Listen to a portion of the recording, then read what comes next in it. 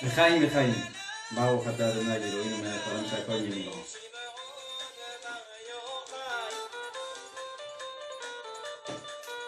Shalom à tous.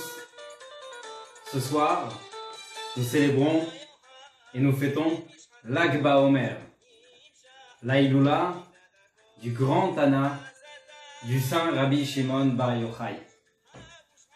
L'Ag BaOmer veut dire le 33e jour du Homer.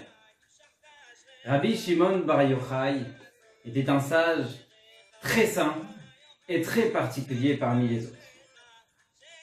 Cette année, plus particulièrement, il nous concerne. Qui mieux que lui pour nous parler du confinement? Il n'a pas été confiné quelques dizaines de jours. 13 ans, il est resté confiné avec son fils dans une grotte. Et là-bas, il n'avait pas la Wi-Fi. D'ailleurs, il n'en avait pas besoin, puisqu'il n'avait ni téléphone, ni ordinateur, ni tablette, ni rien d'autre, ni Internet, et même pas WhatsApp, ni YouTube. Il pouvait vraiment faire qu'une seule chose. D'ailleurs, c'est la seule chose dont il aimait tant, c'était étudier la Torah. Et ainsi, pendant 13 ans, Rabbi Shimon Bar Yochai est resté avec son fils dans la grotte, confiné, pour étudier la Torah. Pour comprendre qui était Rabbi Shimon Bar Yochai, on va parler d'abord de son maître. Tout le monde connaît son maître, Rabbi Akiva. Rabbi Akiva lui-même, jusqu'à l'âge de 40 ans, il savait ni lire ni écrire. C'est seulement à partir de l'âge de 40 ans où il a pris sur lui d'étudier la Torah. Et avec un courage extraordinaire, il a compris et il a su que s'il allait persévérer et avec beaucoup d'ambition, il allait pouvoir d'abord apprendre à lire, ensuite apprendre à écrire, et au final, effectivement, c'est devenu un grand sage, Rabbi Akiva, et il a eu 24 000 élèves. Ces 24 000 élèves étudiaient la Torah, et malheureusement, ils se manquaient de respect les uns les autres. Et dans cette période-là, entre Pessah et Shavuot, il y a eu une épidémie qui a tué ces 24 000 élèves. Le jour de l'Ag BaOmer est le jour où l'épidémie s'est arrêtée. L'épidémie s'est arrêtée, mais Rabbi Akiva avait perdu ses 24 000 élèves. Il aurait pu baisser les bras et dire je ferme tout, je change de métier, je change de travail, je vais chercher ailleurs, mais non. Il est parti de l'autre côté de la terre d'Israël, dans le sud de la terre d'Israël. Et là-bas, il est parti chercher 5 élèves, des nouveaux élèves. Parmi eux, il y avait Rabbi Shimon Bar Yochai. Rabbi Shimon Bar Yochai est donc le symbole de la renaissance, le symbole de l'espoir, le symbole et l'état d'esprit de ne jamais baisser les bras et de ne jamais désespérer. Et effectivement, c'est à partir de ces 5 élèves, les nouveaux élèves de Rabbi Akiva, qu'il a pu reprendre sa yeshiva de plus belle.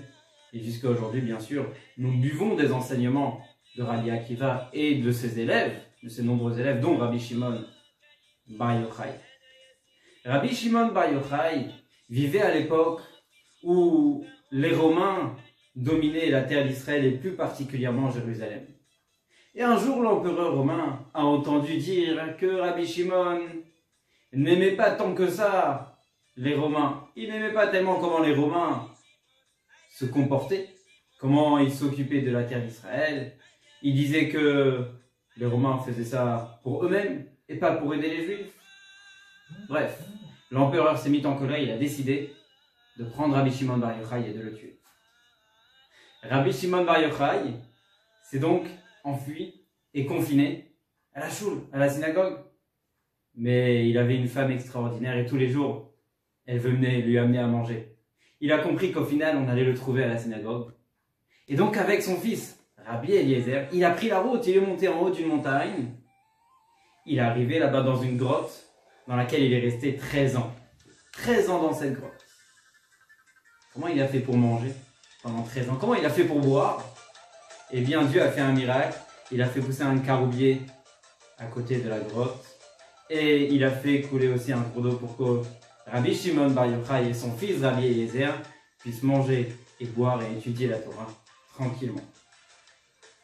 13 ans plus tard, le prophète Élie vient lui annoncer que l'empereur romain est décédé.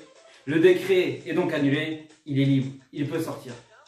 Et là, en sortant de la grotte, il nous dévoile des parties cachées de la Torah en même temps que les parties dévoilées. Autant dans le Talmud que dans le Zohar et la Kabbalah. Jusqu'à que ça arrive le jour de son décès, l'Ag BaOmer, le 33e jour, dit Omer. Et là, il dévoile des parties vraiment très cachées de la Torah à ses disciples. Et quand ses disciples comprennent que Rabbi Shimon va bientôt les quitter, ils se mettent à pleurer. Rabbi Shimon leur dit pourquoi vous pleurez mes élèves? Il leur dit on pleure parce que tu vas nous quitter Rabbi Shimon. Ta Torah va nous manquer. Nous buvons avec beaucoup de soif tes paroles de Torah. Comment on va faire après toi? Rabbi Shimon Bar Yochai leur dit non. Le jour de mon décès, le jour où je vais quitter ce monde, doit être un jour de joie pour tout le monde. Parce que ma Neshama est heureuse de retourner chez son Créateur. Ma Neshama a dévoilé dans ce monde une grande lumière et donc elle est heureuse de retourner chez son Créateur. C'est pour ça que le jour de l'Ag BaOmer est un jour très joyeux. D'abord, et encore plus cette année dans notre contexte, dans le contexte actuel, représente la fin de l'épidémie, la fin d'un décret. Mais comme on l'a dit aussi, Rabbi Shimon Bar Yochai est le symbole de la renaissance, du renouveau, de l'espoir.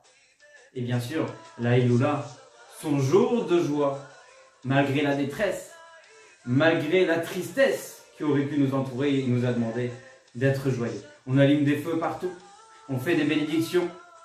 On a ici la liste de tous les prénoms qui nous ont été transmis pour allumer une bougie en sa mémoire, en son mérite, et en même temps pour l'autre Rabbi, Rabbi Meir Baalanès.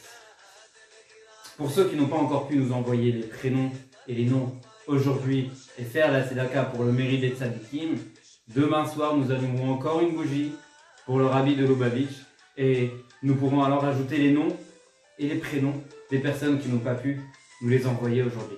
Donc aujourd'hui, l'Ag BaOmer, jour de joie, nous allumons ces bougies en priant pour toutes les personnes, en priant pour tous les prénoms qui nous ont été transmis et tous les autres aussi bien sûr, parmi le peuple juif, pour avoir la réfoua shlema, la bonne santé, un bon mariage, un bon travail, des enfants et bien sûr, Bezrat Hashem, une bonne parnassa pour tous ceux qui en ont besoin et surtout, que Dieu nous enlève cette épidémie, que Dieu nous enlève cette maladie, que Dieu nous enlève ce virus et nous puissions mériter très bientôt la Géoula Ha'amitit Ve'Hashlema, la véritable délivrance avec Mashiach à notre tête. On va commencer par la bougie de Rabbi Shimon Bar Yochai.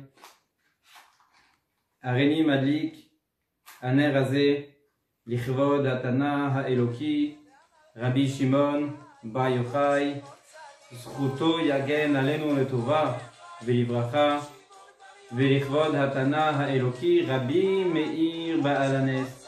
Rabbi Meir, le faiseur de miracles, qui fasse des grands miracles.